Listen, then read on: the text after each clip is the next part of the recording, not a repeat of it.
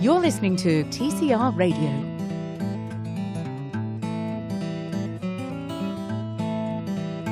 Hello, good evening. Welcome everybody to an audience with His Highness, the Prince of Exmoor, or is it the King of Exmoor, Johnny Kingdom. And I'd like to welcome you here tonight as part of Tiverton Literature Festival, organised and supported and sponsored by Tiverton Porters Company, Sue Griggs and Rachel G from the library, and myself, Caro, from the radio, community radio. So without further ado, before he goes back into the ladies, where are your specs? You know, they're a little bit different in there. I had to come out quick. Oh, yeah. There wasn't any ladies in there, though, was there? No. There was. Oh, there was. They locked the doors. No, they chased me out. Right, so Johnny Kingdom, everybody. Okay.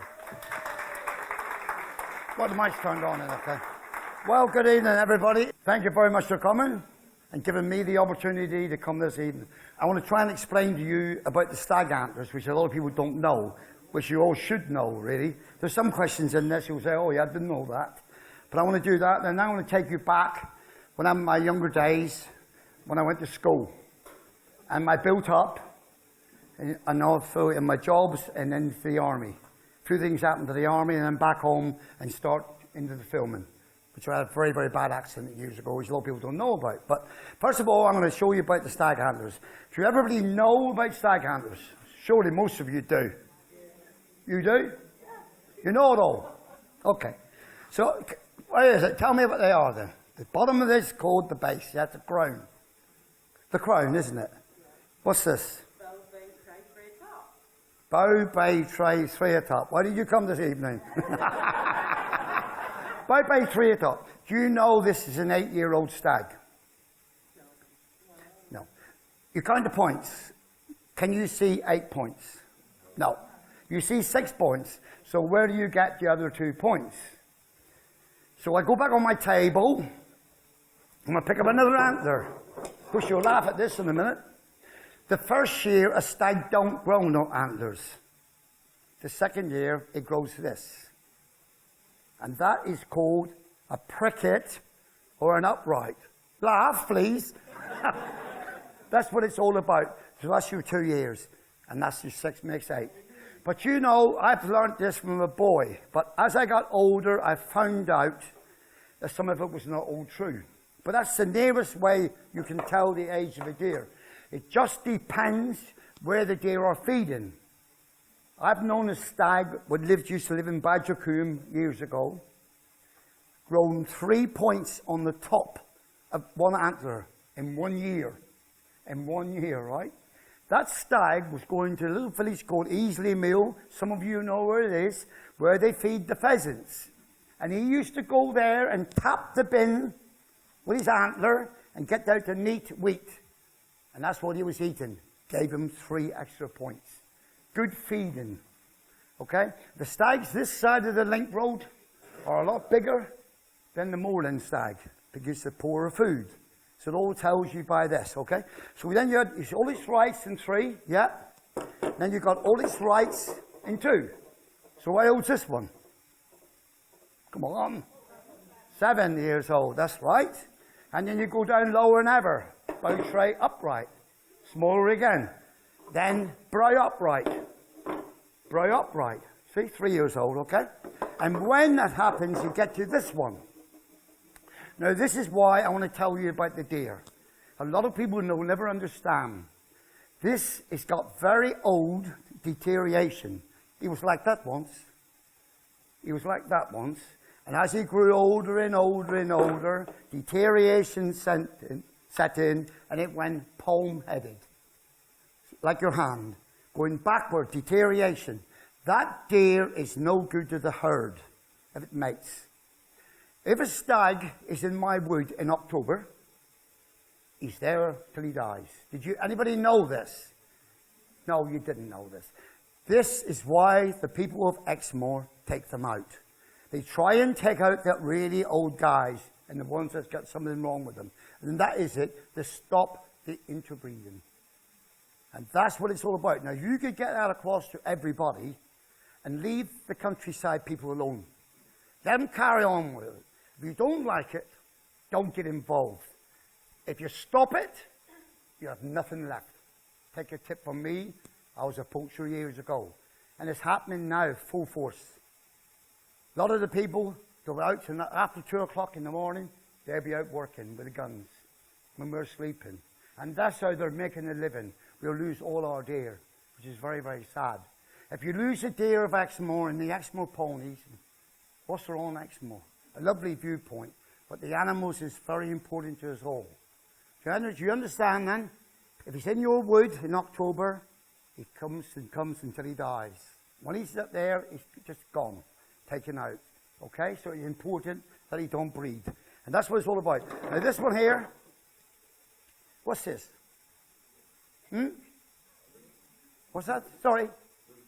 Moose? No. Boomerang. Not far right. Put it in your paper. It's a fallow deer. That's a fallow deer. Now, don't ask me about these little points that I don't know. Okay? But it's not on Exmoor. But go to Dunster, in that area further north and down south, Atherley Way, you'll get fallow deer. Okay? And it's a full-grown head. All right? So that's your fallow deer. And then you've got this little chap. You must know what this is. This is our smallest deer. Roe deer. The roebuck. The roebuck, okay? Okay? Now I'm into that. I'm going to take you right into a little question, all right? It's a thing that happened to me. I went to anybody know where the bird fair is? Rutland Bird Fair. Everybody been to the fair? Past Coventry, right at the other end. The bird fair. They asked me to go into the chair. Mastermind. But Johnny Kingdom mastermind? I don't think that suits me, you know. Oh, come on, Johnny, be a good sport. I'm up against Chris Packham, Mike Delger, and this famous lady. Now, Chris Packham and Mike Delger always goes up 18, 19 out of 20. I knew if I said yes, I'd come last anyway. I wouldn't worry about that. What I was worried about is the subject of what I'm going to say. So what I said, went back to him, and I said, I'll tell you one thing. I said, I'll do this. I'll do this for you to be a good sport to help you out. Go on stage against 600 people watching you, right? Okay? I'll say, can I have my own subject? Red deer of Exmoor. I knew then that I would get some questions right. So I wouldn't make a bloody fool of myself, which I did anyway. But don't worry about it. Anyway, so the lady went on first. And she scores 13 out of 20. 13 points, which is quite good. Johnny, it's your turn now. In the chair I am, like this, black chair, all this crowd. My first question, Johnny, what deer comes from China?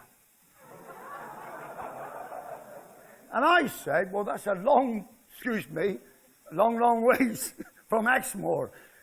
I'm not watching a little girl in the front of me. That's what I said back. Well, and I told him, Sika deer, Japan.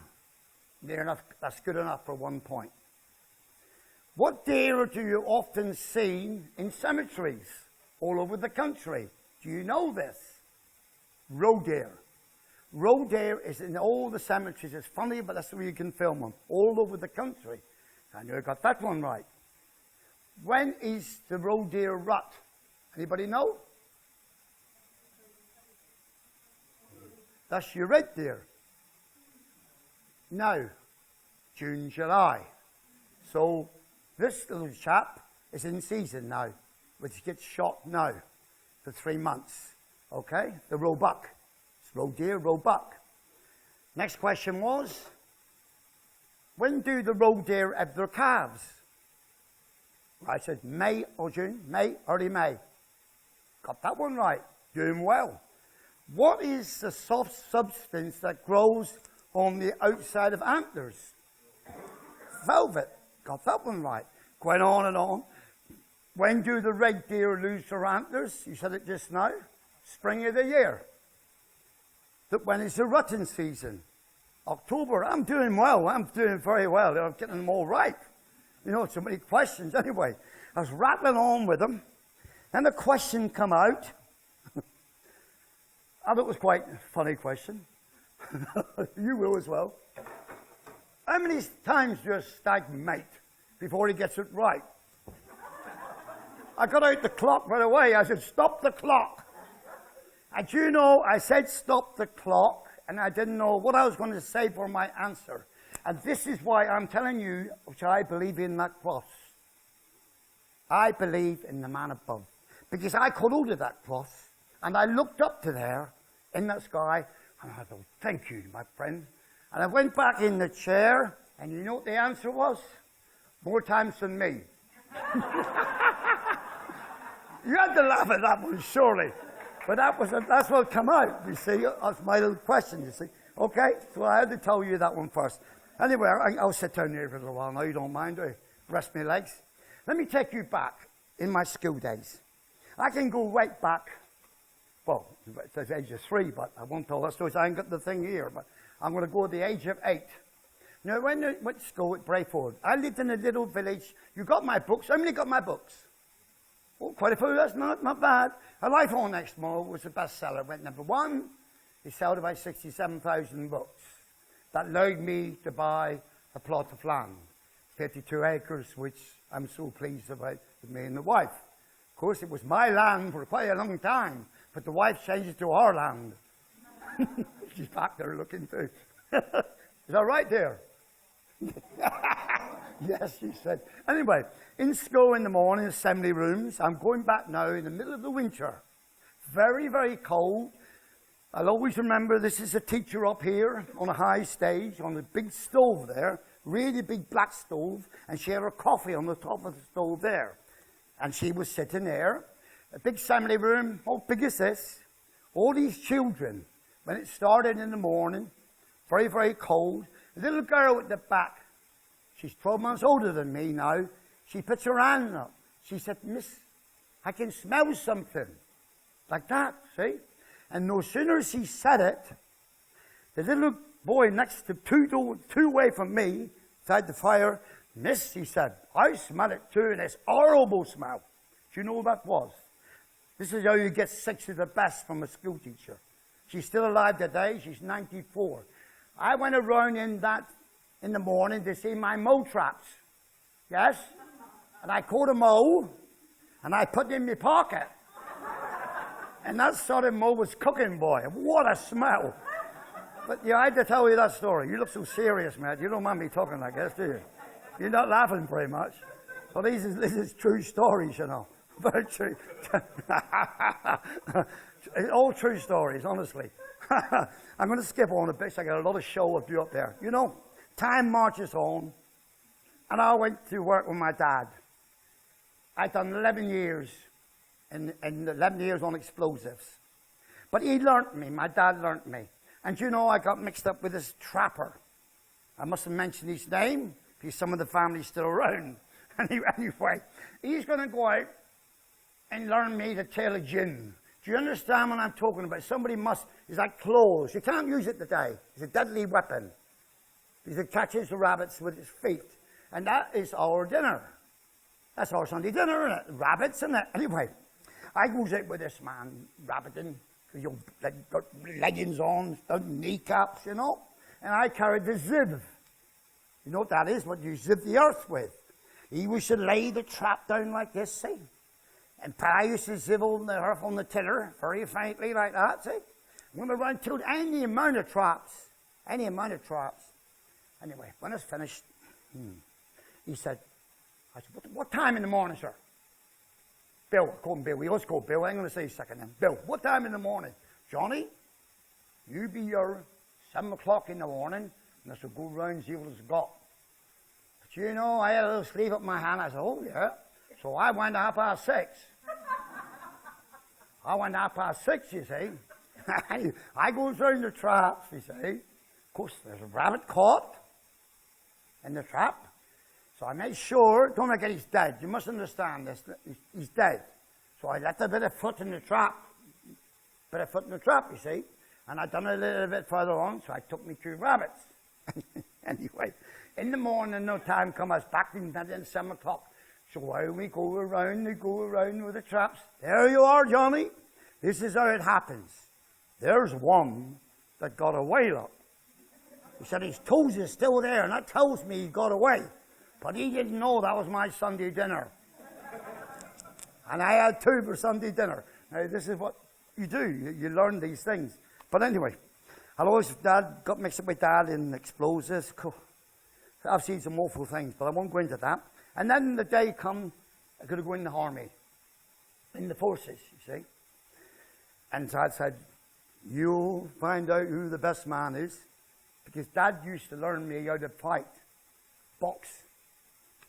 Do you know, I'm going to tell you this story about my mum and Dad now, because I'm gone on now. Do you know, what I'd done in the day, I used to dream.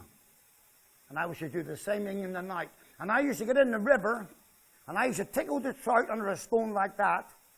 And my dad would come in and hear me dreaming, and I'd be tickling the fish under the pillow. That's all going through the day. I used to get out of my bed, and an old staircase was going down round like that, and I would go down in my dream, walk down that staircase. I didn't know.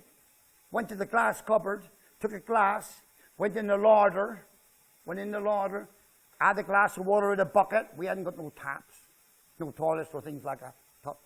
Put the glass back in bed. And my dad used to tell me the next day what you'd done last night. Then at the end, they had to tie the doors because I was on edge. All the diving off the bed, I'd done all these sort of things. Highly active, very strong, your brain. Couldn't rest. A little bit like that now, you know. anyway, learned the box. Learned the box. And then the days come in national service, which I'm right into. I always say that every boy at 18 years old today should go 12 weeks. Not 2 years. 12 weeks would be enough for them. It would frighten the living daylights out of them. Now listen to me, I'm going in the army. My dad said to me, he said, now you'll meet your man. He said, I was so proud of what I'd done. I'd done national service, I'd done my training in Oswestry on 25-pounders. Then I went to Scotland, I'd done 5.5s, and I passed out. I'd done a Queen's Parade, a Duke's Parade. Done both of that, went to Woolwich, and then we had this big meeting of platoon of soldiers. And I'm telling you now, in that room there was over 60 soldiers. Okay? Far East. Far East. Well, Far East must be abroad. That's me talking. I don't know nothing from a countryman. Up goes my hand like this. Yes, sir. Nobody else. I couldn't make it out. I'm going Far East. And then they said West Germany. They all got up. All their hands went up. Do you know, I still didn't know what it meant. But I found out in the end, the ones that went to West Germany come home every 3 months. I come home 19 months later. And I'd never been away from home before. The furthest I'd been was 24 miles. To Brayford to Barnstable and back. That's all I'd been in my life. And I went 10,000 miles. And that's what an experience I had. But when I was over there, I got done with different sort of things, and I got picked out for 80 soldiers, being a policeman. Policeman. Regimental policeman, don't forget. Couldn't be a policeman, quite. Because I was smart drill. I had to learn. I got no choice. I wasn't going to go home. I was praying and praying every day to go quicker and quicker. Then I forgot about home. I had to forget about home. Because it was so long way away. And it got picked out, 12 of us in the police.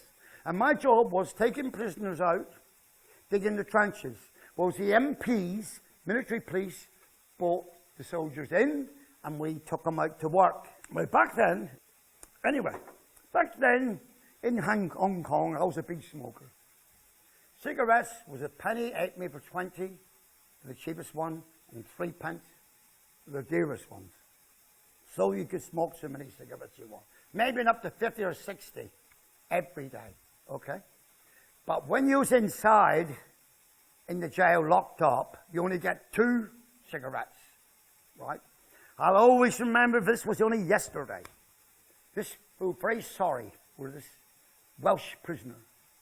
I gave him a cigarette, and I still know the name of it, called Union Cigarette. Why do I know the name? He smoked the cigarette, and he got caught. And I was court-martialed just for giving a prisoner a cigarette. I lost my job, and I had to do 14 days inside, behind bars. Now, look, Don't forget, I'm smoking 60 cigarettes a day, and I'm only down to two cigarettes. 1 half past 7 and 1 half past 5, you see. Anyway. But the lucky part about me was, who was marching me out was my mates. They were the other regimental police, you see. They was marching me out. So one of my mates called Leatherby, he's in Nuneaton, or Nuneaton, near Birmingham. Nuneaton, isn't it? Nuneaton. Still there today. Still meeting very often, you know. He would come to the cell at night. We smuggled a piece of string in the cell. And of course, we already had our army glove in kit in there. So we got on 5 of us in a cell, no bigger than this corner, there to there, 5 of us in there. And all we had was a wooden bench with a sheet to cover you over, one sheet. It was so hot over there. Mosquitoes, never seen nothing like it. Anyway, up there was a window. You had to get 5 on top of them, and back this end was the steel door. And when you look in the steel door that way, you could not see what's happening down there. So what we done, got on top of each other. Brian would come, we would knock the wall with a spoon. Up we get on top of each other, put the glove through the bars, put the string right on over. He used to fill the army glove up, and we pulled up the glove and got our fags in the cell. That was brilliant. But the third day, the smoking is laughing.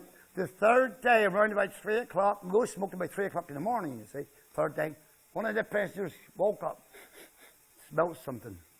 What happened? Low down here was a ventilation hole. And we all put our cigarettes in there, because it had been done before, and it caught fire. It caught fire, and then as I've at it, we got no way out. So what did us do? Don't forget it's low down. We ain't got no water. I'll let you guess the rest. A little girl there, I go, be very careful what I say. Anyway, we'll pass water into the thing and killed it. Tremendous smell, and got away with it. But this is what the sort of things we've done, you see. This is what the army learnt me. And I always will vote for the army, you know. But time went on, I come out the army, and then I got to think what I'm going to say next, because I'm jumping my brain a bit here. Back from the army, I had a terrible accident. People don't realise all this is drilled in. 2.25 hours at one session in a dentist chair without being put off. I didn't want to be put off. So I had to go through the drilling and everything. And the steam and that coming out like that, you know. It was a bit of a frightener, you. It was a bit of a fright. Of course, I lost my nerve and that, and went into film, and I'm going to tell you the story now. After all this settled down, the wife looked after me. Well, it was weeks and weeks. Volume 2, Volume 6. It went on for weeks and weeks. Anyway, I got a mate called Roger Gregory. He let me have a video camera. Some of you may know about this. And he said, get on Exmoor. Get up on Exmoor, he said, and try to do some filming. I was so pleased. I gets up there, gets up on Exmoor, and there was a big stone on Anstey coming. I parks up, gets out my binoculars, sees me target right across the valley, about a mile away. 1 mile away. So I gotta get out, get dressed up, off I goes. Got this camera, swinging like this, make sure he's all right. Goes across the heather, down through the river, didn't worry about getting wet. I want to get to that deer, to film some deer. Couldn't get there quick enough. But nearly up to the barbed wire, the wire where the deer were, I had to crawl. I rest the camera on the wire, like this, and I could see I was no further than twice the distance from here to the bar. And I knew then that I got to get some lovely shots, you know.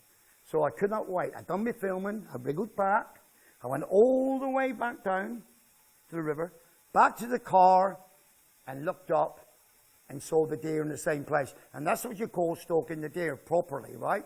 But I could not wait to get home to see what I'd done. See, so it gets home, I plays it on the machine, and I couldn't make it out. I thought, where's the deer? Do you know what happened? When I left where the truck was, I turned the camera on. I filmed all the journey to the deer. And when I got up and pressed the button, I turned the soldering off. You see, so all that work, and I was so upset. That's what the trial is. And you know, it sometimes happens today. It does. It happens today. Yeah. Anyway, but what's it? Oh, actually, see, I was below 20 minutes and got into 25 already, see. But never mind. Now, I got a program up here. Now, I expect a lot of you have seen some of these shots. But now I want to show you the real live, how it really happened, okay? So, first of all, the top one, for instance, it was in Tiverton. It's back when I used to come to Tiverton regularly. I used to come here in the market, selling my DVDs. That's how it all started, you see, because back when it really started into the filming was me going to Huntington, the Hound Show. It was called the Puppy Show at Huntington. I went there with my old chariot, 4 wheels, television in the little box thing, still got the box today, nearly 40 years ago. It's on my pond, and I'm using it as a fish, kingfisher hide. Right beside my pond, I took it to Huntington Show. This man come up to me, looked at the tally like this. What one's that showing there, Johnny? I said, this one, rotten stags. Right, he said. I take this one. And can I have 2 more? And I said, well, any of these, the stags. Took the 3 films. Fortnight afterwards, it turned up into the Daily Telegraph. This is how it started. The Daily Telegraph. He called that tape a masterpiece. All those years ago, that was Sir Willie Poe. Now, he has passed away now. I know we've been over forever, but he's passed away. He's a wonderful guy. And then, a fortnight after that, a man called James Cutler rang me and said, can we come down to see you? He said, we want to do a documentary on Exmoor. So that was James Cutler. And that film, if you may remember this, that was 22 years ago, national television, that one of the big ones, ITV ones. And it was called The Secret of Happiness. And that was a hit. But our room, my wife and everybody had to get help. Our room was full with tapes going out all directions because of that show. And that's what got me into television. So, you know, thank you very much. Thank you. And, right. Okay. And all I want to say now, I always finish this show and say, God bless you all, and a happy journey home. I love you all. Thank you very much. Thank you. You're listening to TCR Radio.